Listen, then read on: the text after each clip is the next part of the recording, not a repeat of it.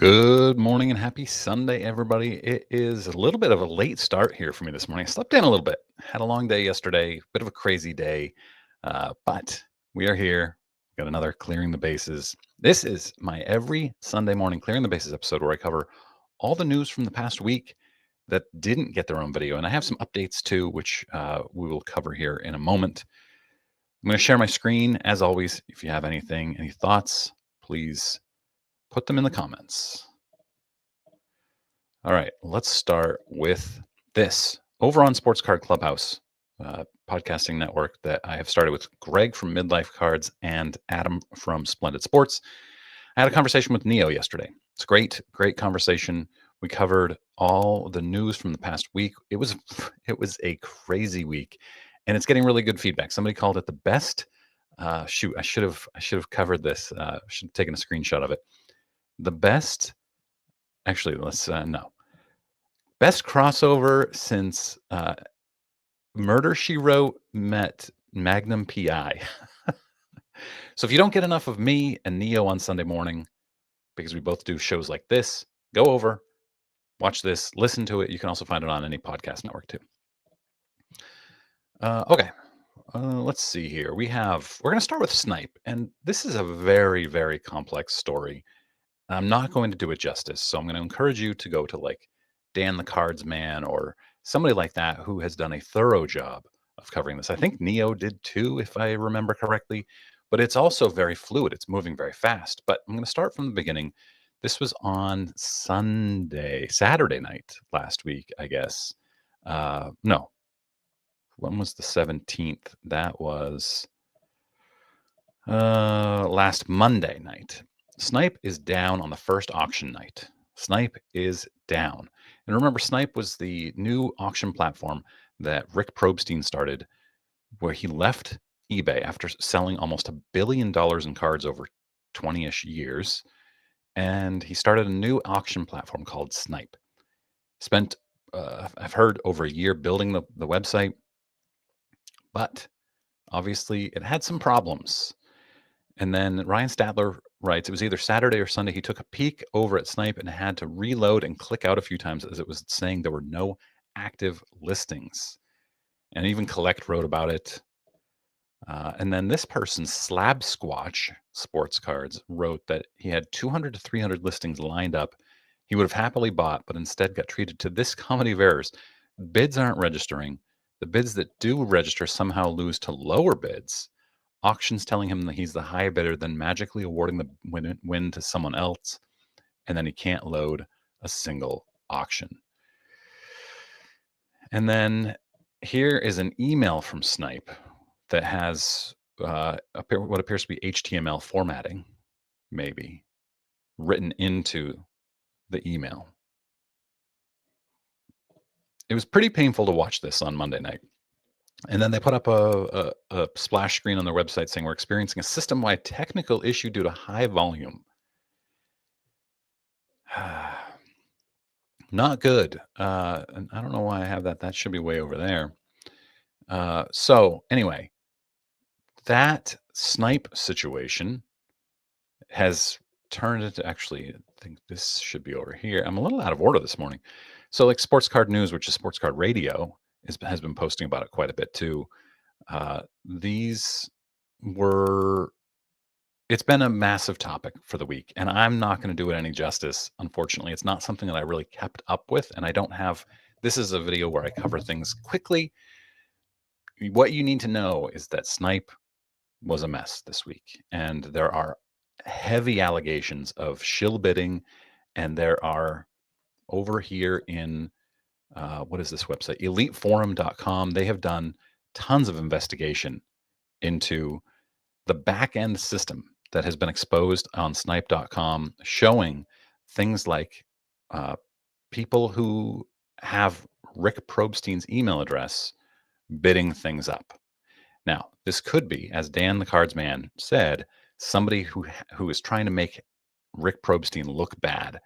And so they're just putting in Rick Probstein related email addresses into their accounts. But it feels like that's something that Probstein should have caught. Anyway, no matter what it is, it looks really bad. And Neo and I said to Neo, yes or no, will Snype still exist in 2 years? And I think you'll have to go over to Sports Card Clubhouse and listen to his answer. I also asked him, will SGC exist in 2 years? And his answers to both of those were, in my opinion, very interesting. And then Rick Probstein was allegedly emailing consigners saying that we're in the middle of doing a deal with eBay. We already have your items pictured and described so we can post to eBay fairly quickly. Yeah, I mean, going back to eBay, feels like eBay has all the leverage in that situation. And if Probstein had really, really favorable terms on eBay before, eBay can say, we don't want to give you favorable terms anymore. You left. Now you're begging us to come back. All right, let's move on to this really interesting Fanatics tops situation. This guy, and this is interesting in two different ways. This guy, MJC, pulled a one of one. Who is this? Brandon Miller, I think. Brandon Miller of the Hornets. Nice, really nice card. One of one. Nice inscription, but it had this uh, corner issue, I guess, like it had been crimped. And so he reached out to them and said, will you remake this card? And they said, yes, absolutely. We will remake it and have him re-sign it. So he sent it back to them and they sent him back this. Brandon Miller signed, no inscription, numbered to 199. So they replaced his one of one with a number to 199. That's not a straight up deal. And Fanatics should be ashamed. And there are a lot of people criticizing him for sending it back, which I get because it's a one of one. You should, but I can see why he did. And he has the emails proving right here where he asked them, you will be remaking the one of one. And they said, yes, our first course of action is having the card remade. So you'll receive the same card in return. If that is not a possibility, we will communicate with you via email. And they just sent him a 199. Not great. All right. This past week, I did a video on COMC and the rumors that they are going out of business in the next 6 months. COMC responded to the original tweet, which is really interesting, saying, we continue to operate from a position of strength. All products and services remain fully supported.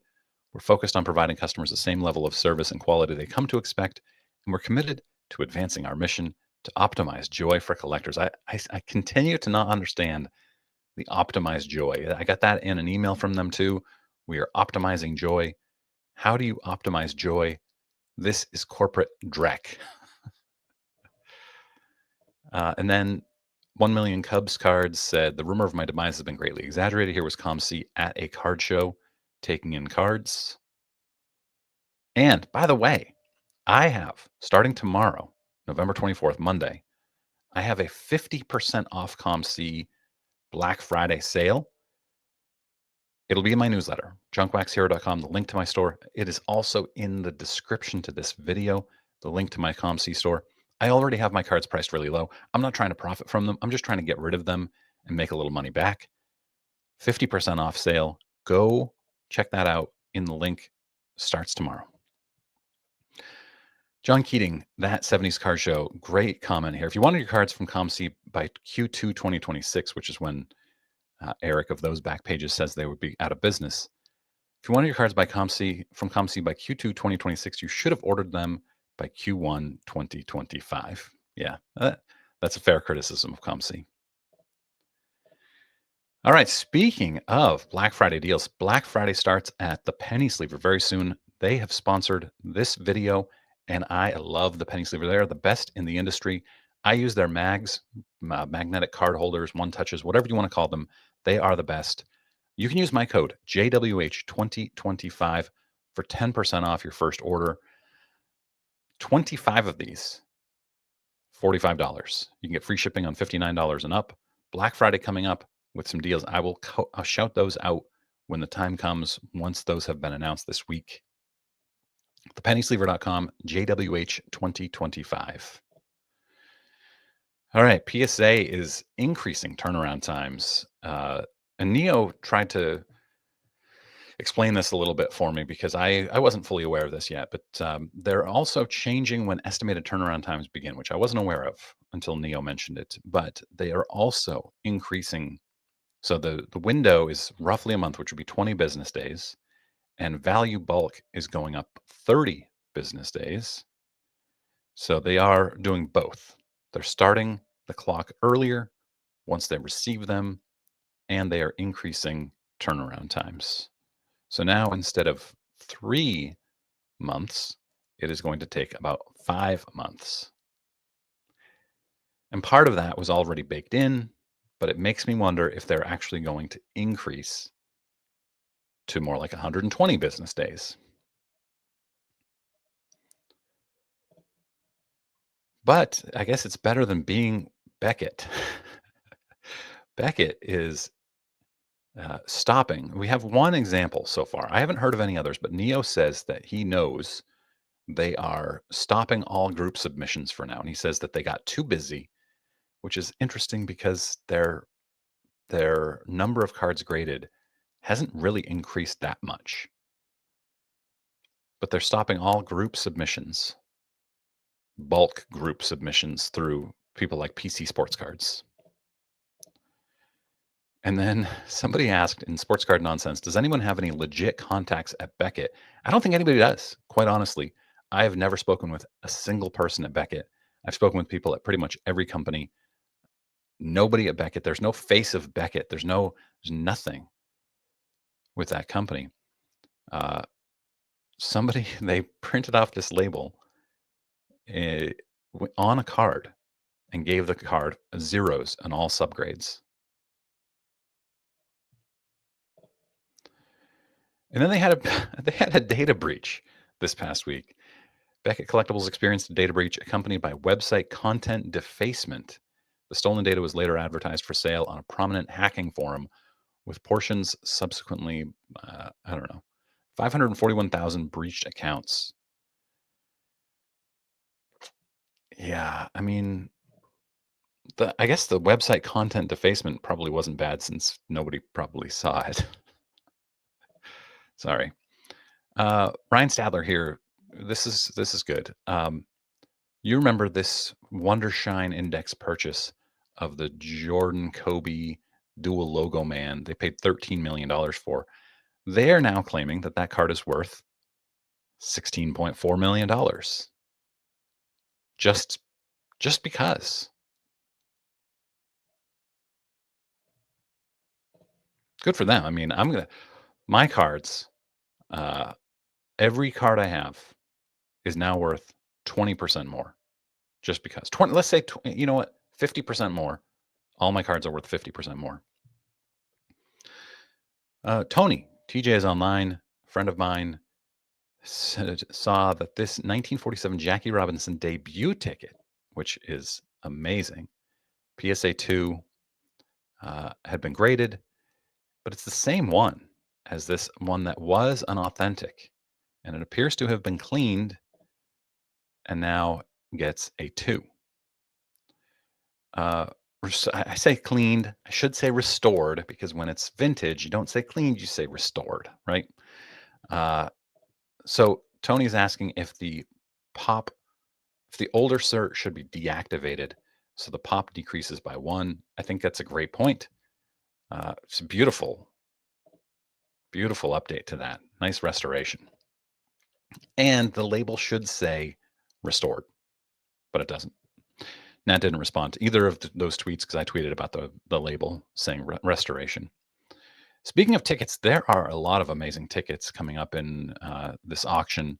This is the called shot Babe Ruth home run game ticket. Got a PSA 1. There's also this 1916 World Series game 2. This is the Babe Ruth marathon game. Went 14 innings. Authentic altered. There is this excuse me. This ticket is signed by this 1919 World Series Game 6. This is the Um, Black Sox. Then we have a 2001 World Series Game 3 ticket stub signed by George W. Bush. This is the ceremonial first pitch 7 weeks after 9/11. There are a lot of them. Very cool stuff. I love these historic tickets, especially when they're autographed. eBay launched a new sports card price guide feature for app users. I don't have this yet in mine. I'll be interested to see it. I still don't track my app anywhere and my collection anywhere except in a spreadsheet. By the way, I'm going to interrupt myself here for a second. I got a new mouse pad, and I'm hoping that it fixes the little clicking sounds that you all hear, the pinging that you all hear every time I click on something. Let me know in comments. So yeah, this is the new eBay sports card price guide, and I think you can also, based on this My Collection, track your collection, and it gives you 2 years worth of comps. You just scan a card. It's very cool. It's free for now. It doesn't say that there will ever be a charge, but I imagine that they would have to at some point. All right, we're back. The weird thing is, this one image they have here shows a chart. You have a normal increase from 14 to 28 to 42 over here on the left.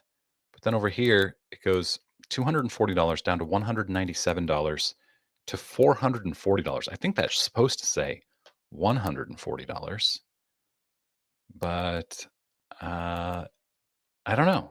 It's very strange. Even 140 wouldn't really make sense.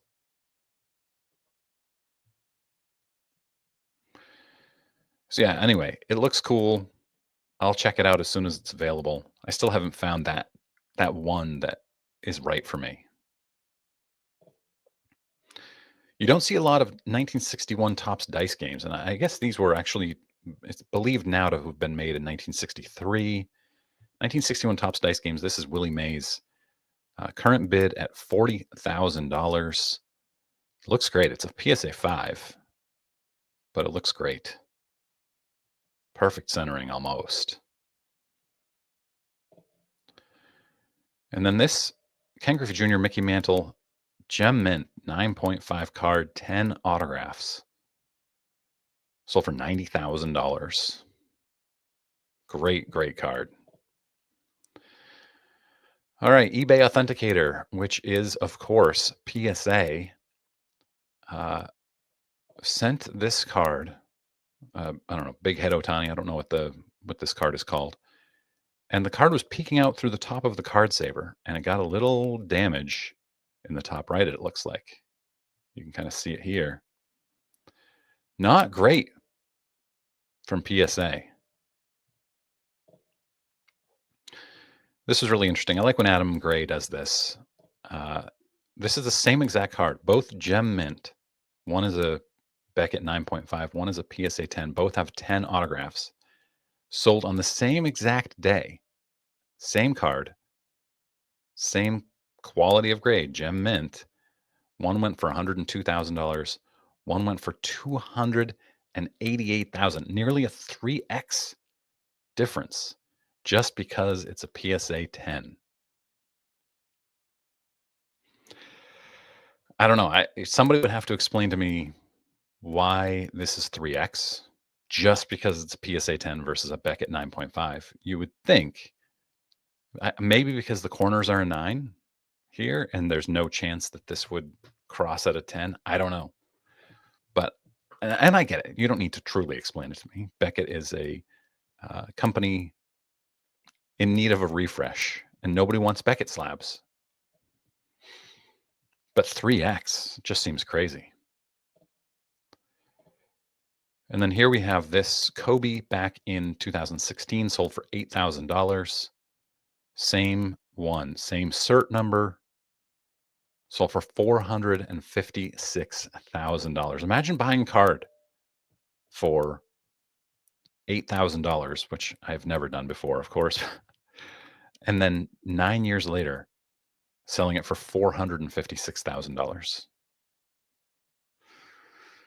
Wow. And then we have this is a Yamamoto rookie card Logo Man Auto 1 of 1. First comp was $22,000 just 3 months ago. And then it sold for $173,000 this past week. That's a big, big increase. Appears to still not be graded. Just sitting in the Topps case, which is great. Topps Chrome, man, this made a lot of people mad. Topps Chrome Hobby Box, $370. This is NBA. First time they've done Topps Chrome since 2009 for NBA. $370 for a hobby box. I thought the normal flagship paper Topps NBA was expensive at $110. $370 per box. Jumbo, $700 per box. And then he says, I take everything I said back about these boxes being flippable. This is absolute lunacy. Neo said, everyone's going to be mad about the price, but it sold out nearly instantly. Yeah. Sold out. Sold out. Okay, this is really interesting. This guy got a Wayne Gretzky graded that he pulled when he was a kid, I think, if I remember correctly. And this is the one here on the right. It came back as a BGF, PSA 3. And so he's comparing it to this other 3, and you can see massive differences. This one looks like a 3. It has rounded corners, torn corners, really terrible edges, snowy surface. And this new one looks absolutely stunning. And he also puts in here, here's the back. And I think the answer, I believe, is this tiny little, what appears to be like a pencil mark on the back. Could that drop it down to a 3? That's crazy because this is the nicest 3 in existence. Put this on iappeal.com and there's no contest. This would be the nicest 5 or 6 in existence.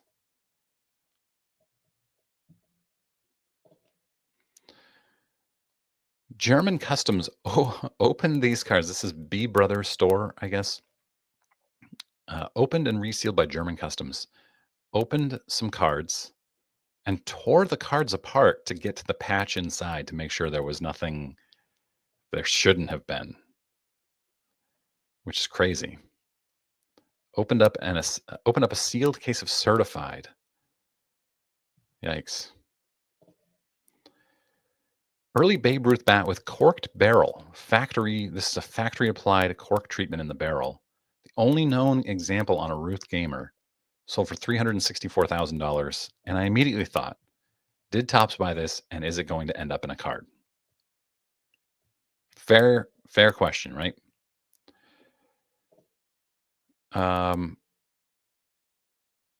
This was interesting. This came from Ben, viewer of the channel, sent me 2 examples.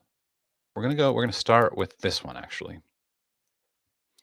This is a PSA 7 Carrie Underwood autographed 2005 Fleer American Idol card. PSA 7. Winning bid was $5,100. Over here we have a PSA 9, $1,000. Take note of the differences. These are 0 feedback accounts bidding this up. Ben showed me that the comps on these were like in the $300 to $600 range, I think.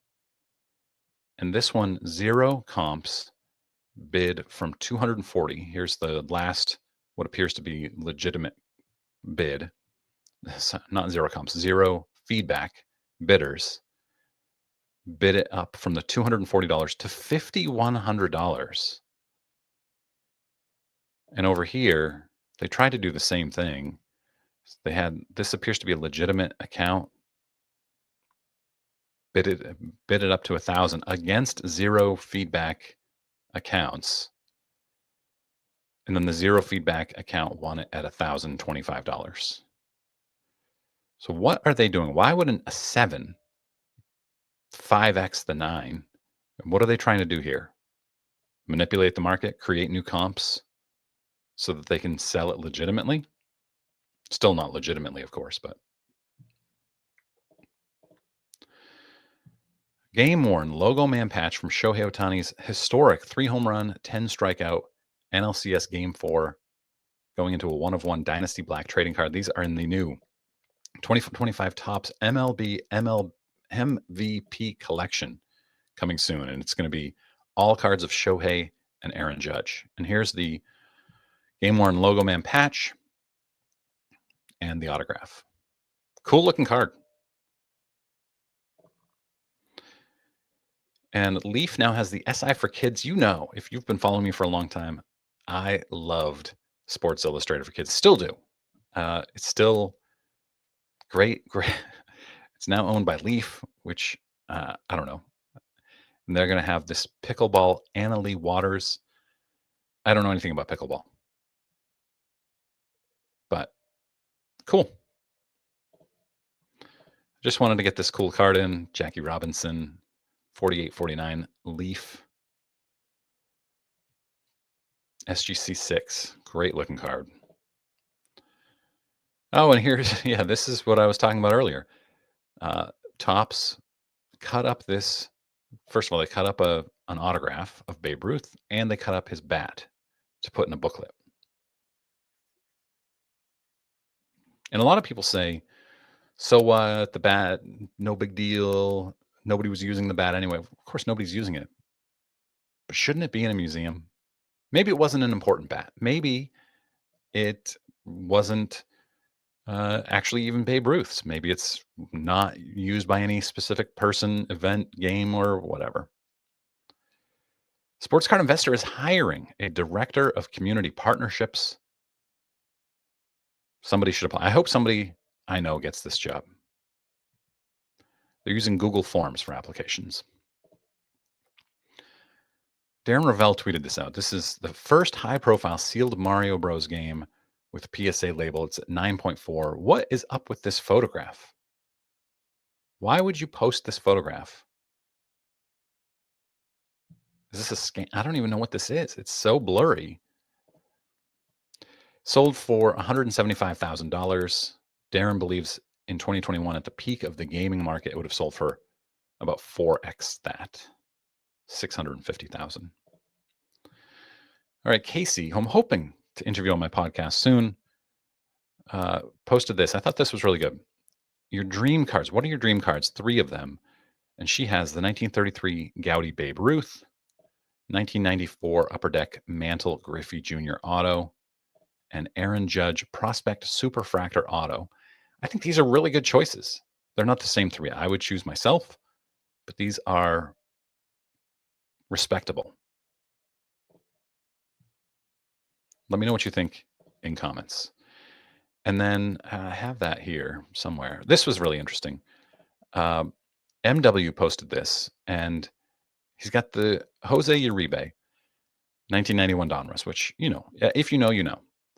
And it has this little yellow sticker on it. And all these cards have stickers on them on the top of the top loaders. And that's because they have them priced. Each card, if it's a blue sticker, it's $2 per card. If it's red, it's $5. If it's yellow, I think this is a great system to quickly and easily know how much somebody's cards are without them needing to actually write prices on every single card. Problem here is that this is a yellow sticker on the Uribe card, which means they're selling it for $10. $10. I guess that's better than eBay. This was funny. eBay seller trying to keep the serial number hidden on this. They tried covering it up with purple marker, it appears, digital marker, and it didn't work. You can still see the cert, and the Trout Farm compared it to this. Pretty funny. All right, this is Formula Ferrari 5 on Reddit. This was all his buybacks from this year. MVP buybacks. That's a lot of them. I want to say I read somewhere that it was $8,500. Where did I see that? Anyway, he bought with it a Jordan 86 Fleer. He had a Walter Payton rookie. There's a lot of good stuff in here. Jack Caglione, pro debut card. Very cool. And then this is not card related, but I've been thinking about this all week. Shower thought. Why is no one doing outbound calling for pizza? You call up your pizza shop and you say, "Hey, this is Gigi from Gigi's Pizza calling. You ordered last week. We have a pepperoni pizza ready and could deliver it in 10 minutes. Are you hungry?" It's brilliant. It's brilliant. Why is nobody doing this? I don't know. I'm going to open up a pizza shop just to be the first. Man, I love pizza. Now I'm hungry. I'm going to post this now. I'm going to go eat my breakfast. I hope you guys have a great day. Hope you enjoyed. And make sure you go watch the Neo podcast. Listen to it wherever on Sports Card Clubhouse and buy some penny sleever supplies. Enjoy your Sunday, everybody.